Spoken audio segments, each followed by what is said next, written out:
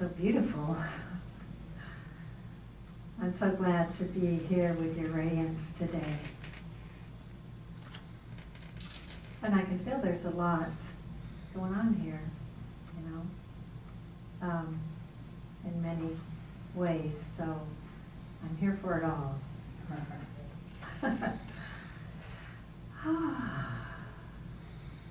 My talk today is called Living from the Answer and Not from the Problem.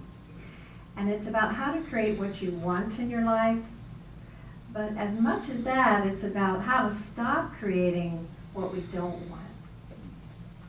And maybe you, like me, have said, you know, I wish I could be more joyful. I wish I had this thing or this vacation or something had been different or something isn't right or hasn't been right, seemed like it was taken away, something like that. And if you are, that's pretty common. And it can be frustrating that we can be surrounded by loving people and still feel like there's something here that didn't get what it needs to get, or maybe you'd like it to get. I know I used to think before I was New Thought, well, why doesn't God give me what I'd love to have? You know, thinking there was that God out there and I'm here, this little puny thing. And then I came to know that I am that power, that power runs through me. In fact, it is my very life. But still, I can ask myself, why is it that I don't have what I really want in some area of my life? So, many of us may be unaware of what we're doing that's continuing us not having what we'd like to have. And so I'd like to shed some light on that. Sometimes I think it's that we're not showing up in a new way. So how could life be new for us? Any of you familiar with Dr. Joe Dispenza? Yeah, he was in What the Bleep Do We Know? You know, in 8 years ago, something like that, 10 years ago. And so this is a quote from Dr. Joe. If you want a new outcome, you'll have to break the habit of being yourself and reinvent a new self. Wow, break the habit of being yourself? Reinvent a new self? I mean, what does that mean, actually? So Dr. Joe Dispenza was interviewed on that documentary, What the Bleep Do We Know? And he used an event in his life to prove something he wanted to prove to himself. And so this event was that when he was about 30 years ago, he was a triathlete and he was a new chiropractor in La Jolla and had a beginning practice, and he was in the bicycle phase of the race. And he was racing right along, and the policeman gave him the go-ahead, and he went full speed into the turn, and he got smashed from behind by a car, ran right into him. In fact, threw him way up in the air, and then he landed flat on his back. And then the car kept going and was going to hit him again, but he grabbed the bumper, and then it dragged him along until the driver realized that he was there. Woo! So he goes to the specialists, and they say, you know, 8 of your vertebrae, I think it was 8, are shattered, broken. The only hope for you, because these shattered pieces are laying on your spinal cord, if you don't get these rods screwed into your spine has to be cut, the rods have to be fit, they need to be screwed in, you're going to be paralyzed. So he went to someone else, and that specialist said the same thing. And he thought about it, and he wasn't new to our teachings. In fact, he'd studied quite a lot, but he hadn't proved it to himself. So he asked his friends to take him in for 3 months. They did, and all he could do was lay on his stomach. And he started working with his thoughts and started rebuilding his spine. And he worked for like 2 hours in the morning and 2 hours in the evening on this focusing. And he said in the beginning, it was difficult. He couldn't stay focused on that for very long. He'd lose track. He'd forget what he was thinking about. He'd forget, well, he knew what a spine looked like because he was a chiropractor, right? So he knew the depth of the discs. He knew exactly what each spinal piece looked like.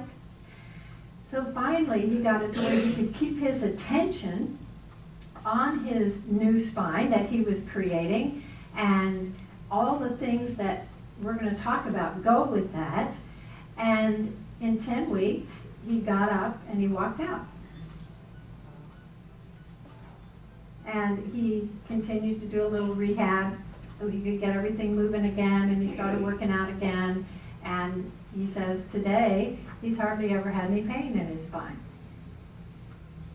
So he changed through the power of the Spirit, the power of visualization, the power of applying his divinity to his body, systematically, over time, over and over, repeated it till it got better. And let's see, where am I here? So yeah, Dr. Joe today, he shows people how to do this. He teaches it. He's written several books about, becoming who you should be, using who you are to make yourself who you want to be. And so I'm really thrilled to have his books. His latest one is I Am the Placebo. I am the placebo. I need a pill. You are supernatural. That is listed. Sorry for the interruption. Yeah, You Are Supernatural is another one of the books. Yes. So we're really glad to have him. So how is our spirituality, and what Joe works with is a quantum field, quantum physics. So how is that alike? Because sometimes we don't really know where they parallel. In fact, they are alike. Number one, they agree that infinite intelligence is all that is here. That is their version of God. And both in the quantum, when you're really in there, and in our New Thought spirituality, it's a loving presence. That this presence is intimately involved with you on all levels. And that this is this loving presence. They both agree that all possibilities exist. And they all exist in potential. In New Thought, we call it divine ideas. In the quantum, it's just all possibilities, anything that you could ever imagine. And three, they both agree that we can and do create our reality. So in affirmative prayer, which is the type of prayer that you do as a prayer chaplain, we seek to realize our oneness with divine nature. And then we feel and know that oneness as love, as wholeness, as happiness, as solutions. And we let it into our world. We let our own wholeness saturate the circumstances in our life and whatever we're praying about. So who here has experienced answers to their prayers? Yeah, I mean, how many of us have had several miracles? Yeah. But there are times when I've affirmed and I've prayed and it seems like nothing happens. Has anyone had that experience? Right. So let's take a brief look at quantum physics. In quantum physics, everything in our life is not solid matter. Like nothing is solid matter. It is energy patterns. So even this body is 99.9% energy. And like less than 1% physical. And yet our attention, right, is all around what we can see, the physicalness. It has us captured. All potential experiences exist in the quantum field. And we say that's like a sea of possibility, and so does the quantum. It's a sea of infinite possibility. Sickness is there, health is there, everything in between. Wealth is there, poverty is there, everything in between exists. Our thoughts and feelings produce a state of being. This is what Dr. Joe used to build a new spine.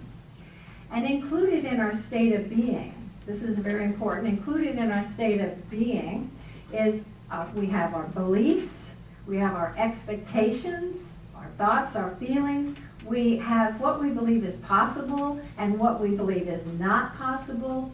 And we have what we feel about our body. We have what our body's holding on to. And there are, in the emotions, like we're addicted to certain emotions. Our body's addicted to feeling a certain way. So that's also in this state of being. And any unresolved issues, traumas, things like that, they're in the state of being. As an energy worker, I tell people everything about you is right here. You know, when we sense into it, we start to go, oh, what's that? What's that? Ooh, I thought I dealt with that. You know, there's everything here. Especially if we haven't resolved it. So, here's this state of being that, according to the quantum, that's how we affect the quantum field, is through our state of being that we're always broadcasting. So since we're constantly broadcasting, it's affecting every atom in our world. Our world. And it directly influences what shows up in our life. Now, let's recap that really briefly. So, you're in a human body, but you're 99.9% consciousness. And this consciousness is energy, and it's living in a sea of infinite possibilities. Our state of being broadcasts who we are to the quantum field, and the quantum field matches it. That sound all right? Okay, so we're on the same page. So why doesn't it seem that things change? Or why are things not changing the way we want them to? Even when we think we're broadcasting or praying or expecting or envisioning the right way.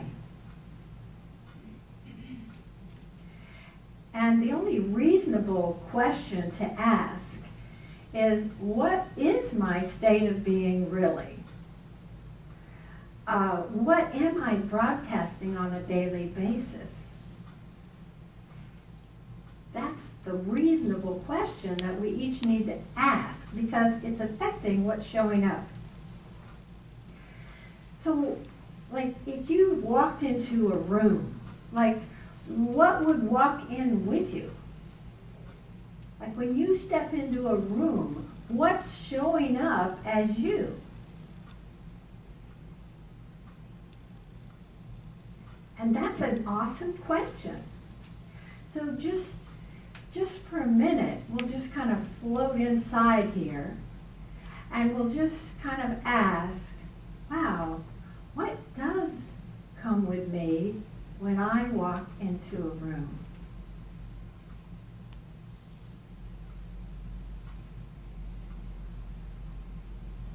And just kind of let your attention sift a little downward in your body. Perhaps through your chest, through your solar plexus, down to your belly, and let yourself just feel what's here.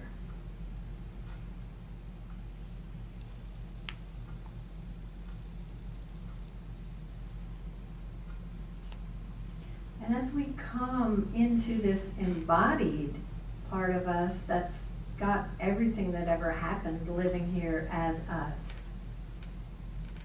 There may be something that you notice. Maybe something that you feel. Maybe something that you're like, oh, I thought I tucked you away, far away, but you didn't really go away. Maybe that's there. You may notice some emotion.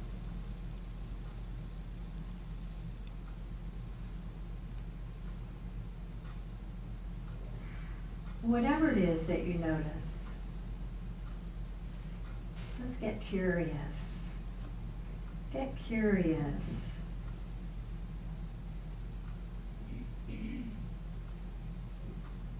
Kind of say a gentle hello.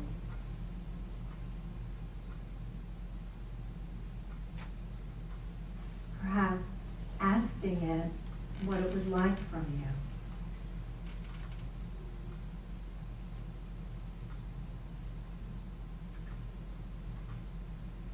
And keeping your heart open. Let it know that you're here for it.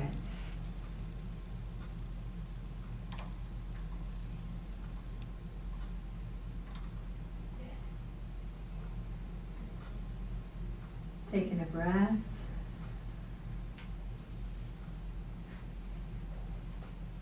And just let it know that you love it. And that you'll be back. And just begin bringing your awareness up through your body, up to your heart, through the top part of you.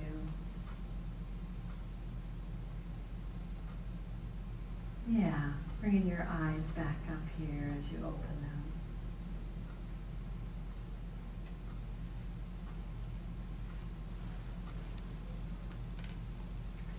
I'm an energy worker in my private practice, and I'm constantly seeing or feeling things in people that they have no idea are there.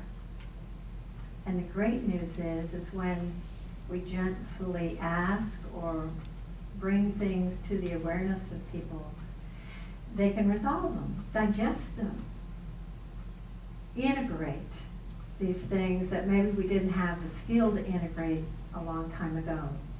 Maybe even now we don't have the skills, but there are ways to just be totally accepting and allowing, feeling and moving through it. That's digesting.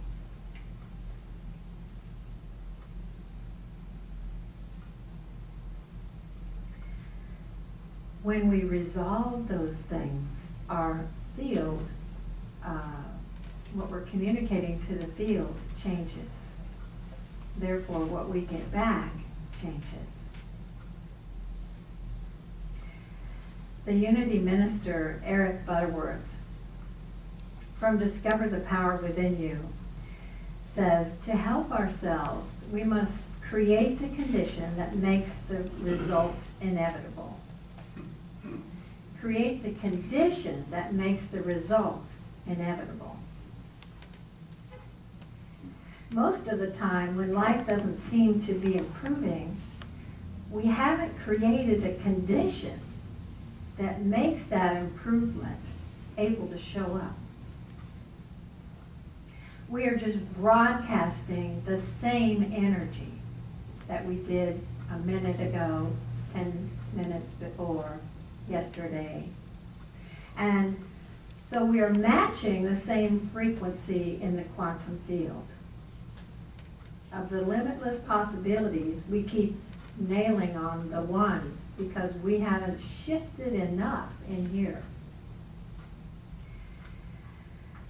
So, if we want to create a loving relationship, we must hold a clear intention of that. We know that from New Thought, right? That's not new. This clear intention, and we must start feeling love, being love, giving love, and take actions to open the doors to love. And what's so important is that when we want to change the quantum communication that we're making, we have to do it compellingly. Like, you thought you died and then you woke up and you weren't dead, and it's like, wow, I'm alive. Oh my God. And you want to touch people, and the connection you make with those people is the deepest, realest, most beautiful connection you ever made. That's compelling. Now, if you thought you were dead and you woke up, yeah, you'd be pretty excited, right? Well, Dr. Joe, he was laying there with a smashed spine, and he had to say, not looking so much at the broken bones, but he had to look at, wow, what would it be like if I woke up and I didn't have any broken bones? This excitement, this is what changes the field. So we want to get out of this kind of half-dead thing of doing these normal things and in a certain way, and we want to go, wow, what would it be like if I woke up and my spine wasn't affected in the way it's been through the years? Oh my God, I could do this thing and that thing, and what would it be like if I, this, that, and the other. I have to see it and feel it and be really excited about it. It has to be so compelling that it flushes the other things away. We talked about the emotions that our body's addicted to, the patterns, the thought patterns. It has to be so compelling that those things move aside. That's why we keep attracting the same blueprint, is that we haven't gotten to that point of being so excited that we already have it. Can you feel that? Yes. So another important thing is when we're trying to create, or when we're in the process of creating, is our thoughts and our feelings have to be aligned. So you can think, gosh, I'd like to have a loving relationship. And then maybe there's some feelings like, well, I can't trust people though. So don't you think you might have to do some work on that? Because this is going to be communicating, don't get around people. Oh, but I'd love to have a loving, don't get around people. But I really want a loving relationship. I don't understand. Don't get around people. You know, and you probably already know it, but those things there that we've resisted, and they're communicating loudly and invisibly to what's coming to you. And they're going to only allow what you feel safe or what feels right for you beyond what you say you want. So this is your signature. They call it your electromagnetic signature that the field is always listening and waiting for and replacing what you receive. It's replacing it all the time.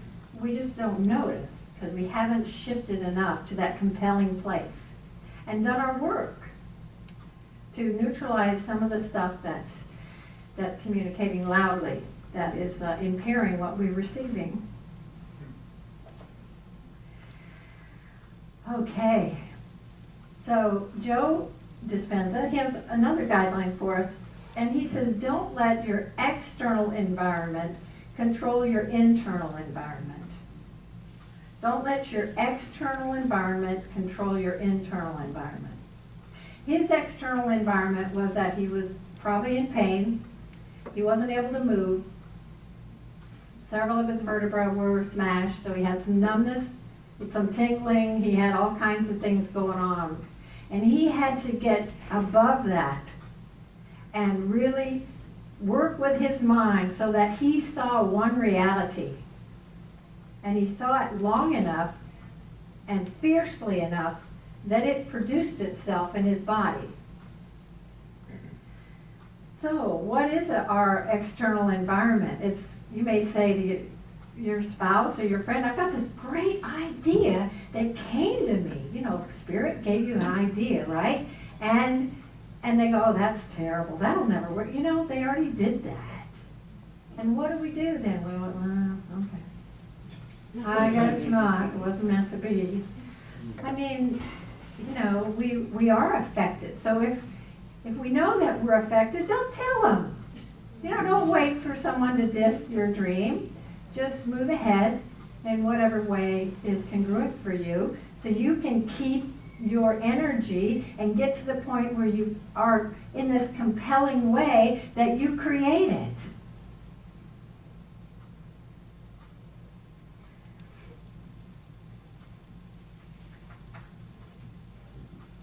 Two pointers are in our spiritual tradition. Give thanks before the outcome arrives. And often, and for me, with the quantum, as I've been doing some quantum work in Dr. Joe's meditations at the end of his book, and when you buy a book, you can get the meditations. They're on YouTube, by the way. The gratitude, like when I think, oh, it's already happened, and I get instant tears. They start burning my eyes. Oh my God, it's already happened, it's already happened. And the gratitude is just leaping out of my chest. You know, I can't help it. So sometimes we think, well, I have to feel gratitude about this, and because that's the way the universal principle works. And it's like, well, don't do that. You know what you're creating? You're creating more of not having. So if you want to create having, your gratitude has to be like, wow. So that means we have to get our mind to a place beyond the norm. Beyond the norm. Because it's got to take care of these addictive emotions we've been living on, and these subconscious patterns that we're operating on automatic. It's got to be above and beyond that.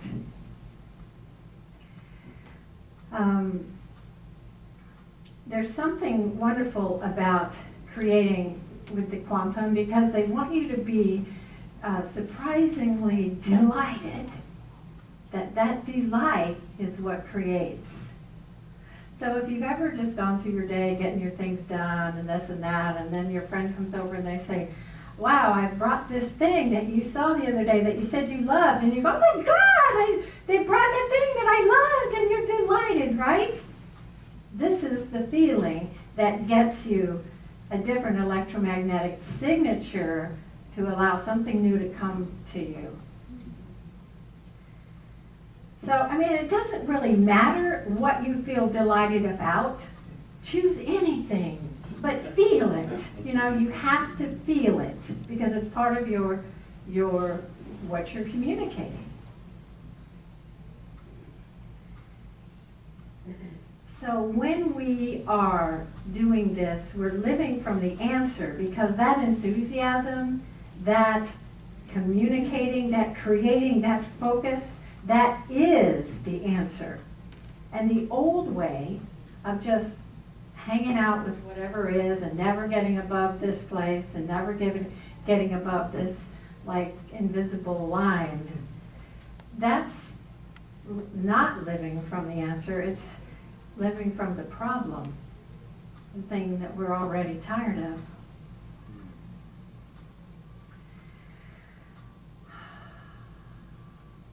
Today, I'll begin the workshop using emotional freedom technique or tapping, energy work.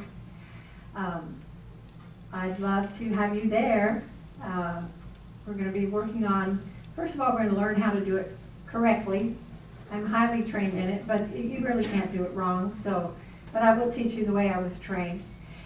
And you'll have a way to start neutralizing some of the energies that you've been repeatedly communicating to the quantum field. And I think it's a wonderful way to start, because it's simple, it's very specific, what we do, and it's very effective. I've had a lot of success with EFT. I got rid of vertigo that I'd had for years, deep vertigo. I have to lay on the floor. 20 minutes, it was gone. Gone.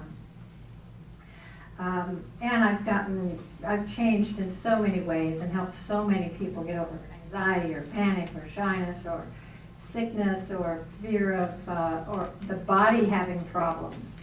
Like with anesthesia, if you've had a body that has problems with anesthesia, that can go. So many things can go. Because it's our consciousness, right? That's really what we're working with in EFT, is our consciousness. So I've loved being with you today and love to see you at the workshop. Thank you.